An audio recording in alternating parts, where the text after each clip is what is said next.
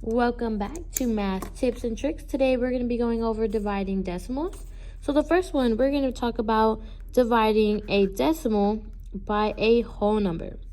So the first number is what goes in the house, and then your second number. So when we are dividing a decimal by a whole number, your very first step is to bring up that decimal. Then you can go ahead and divide like normal. Can 3 go into 1? No, it cannot. Can 3 go into 18? Yes, it can. How many times? 6 times. 6 times 3 is 18. I subtract and I get 0. So my answer would be 0.6 or 0 and 6/10. The next example I would like to do with you is we're going to be dividing a decimal by a decimal. So I'm going to do 2.1 divided by 0.3. So I'm going to go ahead and set it up. The first number is what goes in the house, and the second one goes out the house. So when we are dividing a decimal by a decimal, our divisor has to be a whole number. So in order to turn it into a whole number, I need to move that decimal. Well, if I move the decimal one time, then I will have 3. So whatever I do to this side, I must do to this side. So I move this one over once, so I'm going to move this one over once. So now I have 21. And then I divide like normal.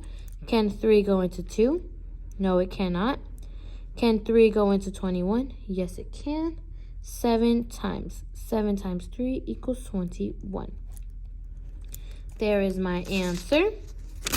My last example, we're going to be dividing a decimal by a whole number again, but this one's a little bit different. So I have 75.6 divided by 30.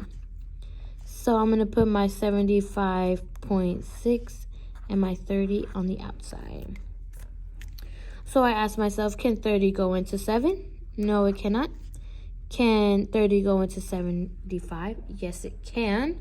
How do I know? Because 30 plus 30 is 60. And that's the closest I can get. So I'm going to say 2 times. 2 times 30 is 60. My bad. 60. I subtract and I get 15. I then bring down my 6. Oop, Miss Torres made a mistake. This was the first step that I should have done. I should have brought up my decimal. Let's not forget. So now I have 156.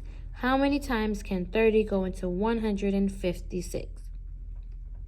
Well, if I know my multiples of 3, so I know 3 times 5 gives me 15, and then I just add the 0, so that's 150. So that's the closest I can get. So I'm going to put my 5. 5 times 3, or 5 times 30 is 150.